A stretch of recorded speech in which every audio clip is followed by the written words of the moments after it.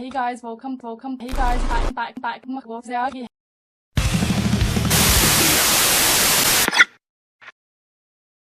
swear everything out here wants me dead. I don't know what the fuck that is, but... Shassy, I can kiss to this outfit. Make sure to tell me what you think.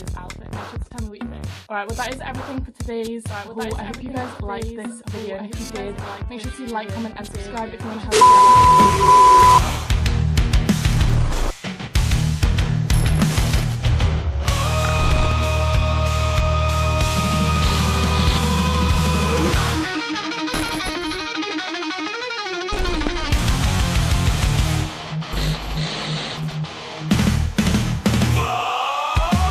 With your armour, how do you handle the rust? Do you use WD-40? I just left my old life behind. No more trash cans. I dropped my emergency acorns, and I think that was my breaking point.